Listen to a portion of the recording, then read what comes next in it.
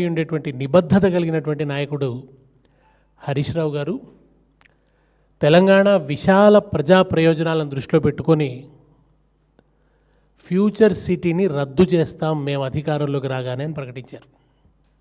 ఇది తెలంగాణ ప్రజలు హర్షించే ప్రకటన, తెలంగాణ ప్రజలు ఆహ్వానించే ప్రకటన, తెలంగాణ ప్రజా ప్రయోజనాలను కాపాడే ప్రకటన. కేవలం భూదందాలు, కమిషన్లు, అక్రమార్జనలకు అలవాటు పడ్డ వాళ్లకు ఈ ప్రకటన బెంబేలెత్తిస్తున్నది. కాంగ్రెస్ తోడేళ్ల గుంపులో గుండెత్తేసినట్టు అయింది ఒకసారి హరీష్ రావు గారి ప్రకటనతో. కకావికలైపోతున్నారు అందరూ, గుండెలు గుబిల్లు అంటున్నాయి. ఫ్యూచర్ సిటీ పేరుతో చాలా ఇన్సైడర్ ట్రేడింగ్ జరిగింది, చుట్టుపక్కల భూములన్నీ కబళించారు. దీని పేరు చెప్పుకొని మన అడ్డగోలుగా ధరలు పెంచి దండుకోవడానికి కావలసినటువంటి ఎత్తుగడలన్నీ పూర్తి చేసి పెట్టుకున్నారు.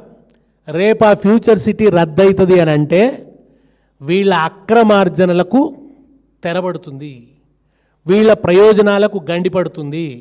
ఆ ఆదుర్దాలోంచి, ఆ ఆందోళనలోంచి ఈ ఫ్యూచర్ సిటీ కోసం క్రీచర్స్ అన్నీ ఇవాళ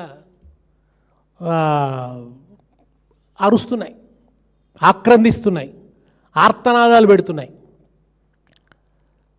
శ్రీధరబాబు గారు కూడా మేము హైదరాబాదు అభివృద్ధి లక్ష్యంగా పనిచేస్తుంటే అడ్డుకుంటారా, వినాశకరమైనటువంటి ప్రకటనలు చేస్తున్నారంటున్నారు.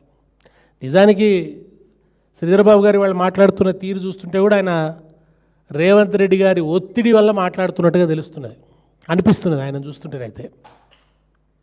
ఈ ఆందోళన రేవంత్ రెడ్డి గారి ఆందోళన, దాని చుట్టూ రేవంత్ రెడ్డి గారి ఇంట్రెస్ట్లు ఉన్నాయి కనుక ఈ ఆందోళన ఆయన ఆందోళన. ఏమిటి మీరు చేసిన అభివృద్ధి హైదరాబాద్లో? బీఆర్ఎస్ సమయంలో నిర్మించిన ఫ్లైఓవర్లు కావచ్చు, ఇతర నిర్మాణాలు కావచ్చు, వాటికి సంబంధించి రిబ్బన్ కట్ చేయడం తప్ప మీరు సాధించింది ఏముంది హైదరాబాద్లో? ఇవాళ హైదరాబాద్లో వచ్చే పెట్టుబడులు ఆగిపోతాయని ఆందోళన వ్యక్తం చేస్తున్నారు. ఇవాళ హైదరాబాద్లో రియల్ ఎస్టేట్ కుప్పకూలింది. ఎందుకు కుప్పకూలింది? పెట్టుబడులు రాకపోవటం వల్ల కదా, ద్రవ్య చలామణి లేకపోవడం వల్ల కదా, వాణిజ్య వ్యాపార రంగాల్లో భయంకరమైన నిస్తేజం రావడం వల్ల కదా. హైదరాబాద్ రియల్ ఎస్టేట్ రియల్టర్లందరూ కూడా ఆందోళనలో ఉన్నారు కదా తీవ్రంగా. ఏం అభివృద్ధి చేశారు మీరు హైదరాబాద్లో? ఏం అభివృద్ధి ఉంది? పేద ప్రజలకు ఏం ఒరగబెట్టారు మీరు? ఇండ్లు కూల్చడం తప్ప. ఇండ్లు కూల్చడమా మీరు చేసిన అభివృద్ధి? ఇది నిర్మాణాత్మకమైన అభివృద్ధా? నిర్మాణాత్మకమైనటువంటి విమర్శ చేయాలి కానీ వినాశకర ప్రకటనలు చేయొద్దంటున్నారు శ్రీధర్బాబు గారు. మీరు చేస్తుంది వినాశనం, పేద ప్రజల గృహాల విధ్వంసం చేస్తున్నారు. మీరు కష్టపడి కట్టుకున్నటువంటి ఇండ్లు కూలగొడుతున్నారు, బతుకులు కకావికలైపోతున్నాయి, పేదవాళ్ళ జీవితాలు ఛిద్రం చేస్తున్నారు మీరు హైదరాబాద్లో. దాన్ని అడ్డుకోవడం అభివృద్ధిని అడ్డుకోవడమా?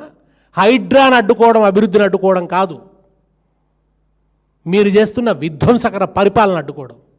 ఫ్యూచర్ సిటీని అడ్డుకోవడం మీ అక్రమార్జనల ప్రణాళికను అడ్డుకోవడం. కనుక ఫ్యూచర్ సిటీని అడ్డుకొని తీరాల్సిందే. కోర్టుకు ఒక మాట చెప్తారు, కోర్టులోనేమో ఫార్మాసిటీ కంటిన్యూ అవుతుందని చెప్తారు, ప్రజలకేమో ఫ్యూచర్ సిటీ అని చెప్తారు. కోర్టుకు ఒక ముఖం, ప్రజలకు ఒక ముఖం. ఈ రెండు మూతుల పాములకి ఏంది మరి ఈ వ్యవహారం? కోర్టుకు ఎందుకు ఫార్మాసిటీని కంటిన్యూ చేస్తామని చెప్తున్నారు? ఎందుకు చెప్తున్నారంటే భూసేకరణ ఏ లక్ష్యంతో జరిగింది? ఫార్మాసిటీ లక్ష్యంగా భూసేకరణ జరిగింది. ఫార్మాసిటీ అక్కడ ఏర్పడడం వల్ల ఆ రోజు కేసీఆర్ గారు ఫార్మా ఇండస్ట్రీకి సంబంధించినటువంటి దిగ్గజాలను తీసుకొని పోయి ఇవాళ హైదరాబాద్లో ఈ ఫార్మా కంపెనీలన్నీ చెల్లాచెదురుగా ఉన్నాయి, అవన్నీ కూడా ఇవాళ నగర మధ్య భాగంలోకి వచ్చినాయి. కాలుష్య నిర్వహణ అనేది ఎఫిషియెంట్గా జరగడం లేదు. దానివల్ల జనావాసాలన్నీ కూడా ఈ కాలుష్యం కాటుకు గురవుతున్నాయి, చాలా దుష్పరిణామాలు సంభవిస్తున్నాయి. దీని నుంచి నగరాన్ని బయటపడేయాలని చెప్పి ఆయన ఫార్మాసిటీ అనేది ప్రత్యేకంగా రూపొందించి, ఒకవైపు ఫార్మా ఇండస్ట్రీకి ఒక హబ్ లాగా ఉంది హైదరాబాద్, అది కొనసాగాలి. రెండో వైపు కాలుష్యం ఉండకూడదు, జన జీవితం దుర్భరం కాకూడదు. ఈ రెండింటిని దృష్టిలో పెట్టుకొని ఆయన ఫార్మాసిటీని డిజైన్ చేసి అక్కడికి ఈ ఫార్మా కంపెనీల దిగ్గజాలను తీసుకొని పోయి వాళ్ళని ఒప్పించి కన్విన్స్ చేసి పరిశ్రమలు అక్కడ తరలడానికి వాళ్ళందరినీ కూడా ఒప్పించి రైతులను కూడా కన్విన్స్ చేసి అక్కడ మీకు పెద్ద ఎత్తున ఉపాధి వస్తుంది అని చెప్పడం వల్ల ఆ ఉపాధిని ఆశించి రైతులు భూములు ఇచ్చారు, ఫార్మాసిటీ కోసం భూములు ఇచ్చారు తప్ప ఫ్యూచర్ సిటీ రియల్ ఎస్టేట్ దందాల కోసం వాళ్ళు భూములు ఇవ్వలేదు రైతులు. ఇవాళ ఎవరు ఆపుతున్నారు? రైతులు కదా కోర్టుకు పోయింది రైతులు. మీరు ఆ రైతులకు సమాధానాలు చెప్పండి. పిసిసి ప్రెసిడెంట్గా ఉన్నప్పుడు రేవంత్ రెడ్డి ఏమన్నాడు? ఒక్కసారి శ్రీధర్ బాబు గారు తిరిగేయండి, ఒకసారి మీరు వెనక్కి పోయి రేవంత్ రెడ్డి గారి స్టేట్మెంట్స్ చూడండి. రాగానే మేము ఫార్మాసిటీని రద్దు చేస్తాం, భూములు రైతులకు తిరిగి ఇచ్చేస్తామని అన్నాడు. ఫార్మాసిటీ రద్దు వెనక ఆయనకుండే దురుద్దేశాలు ఆయనకుంటే ఉండొచ్చు, కానీ ఒక మాట అన్నావు కదా, ఫార్మాసిటీని రద్దు చేస్తే భూములు రైతులకు ఇచ్చేస్తామన్నావు కదా. చట్టం కూడా అదే చెప్తుంది కదా. పర్పస్ డిఫీట్ అయినప్పుడు ఏ లక్ష్యం కోసమైతే భూములు సేకరించారో ఆ లక్ష్యం కానప్పుడు, ఆ లక్ష్యం అక్కడ లేనప్పుడు ఆ భూములు తిరిగి రైతులకు ఇచ్చేయాలి. మరి రైతులకు ఇవ్వకుండా మీరు ఎట్లా డీవియేట్ అవుతారు? ఎట్లా దాన్ని మరొక ప్రయోజనం కోసం మళ్ళీ ఇస్తారు? మీ ప్రయోజనాల కోసం, మీ స్వార్థ ప్రయోజనాల కోసం. అందుకనే కేటగారికల్గా చెప్పారు హరీష్ రావు గారు, అక్కడ ఫ్యూచర్ సిటీని రద్దు చేస్తాం, ఈ రియల్ ఎస్టేట్ దందాలు నడవడానికి వీల్లేదు, ఈ బినామీ దందాలు, ఈ రేవంత్ రెడ్డి ఆయన తాబేదారులు ఆయన బినామీలు దాని చుట్టూ చేరి నడుపుతున్న ఈ దందాలిక నడవడానికి వీల్లేదు అని చెప్పి ఆయన దాన్ని రద్దు చేస్తామని చెప్పారు. దానికి ఎందుకు అంత ఉలికిపడుతున్నారు? ప్రజలు కేంద్రంగా ఆలోచించే నాయకుడు గనక తెలంగాణ ప్రజా ప్రయోజనాల దృష్టిలో పెట్టుకొని హరీష్ రావు గారు ఆ ప్రకటన చేశారు. దానికి మీరు బెంబేలెత్తిపోతున్నారు.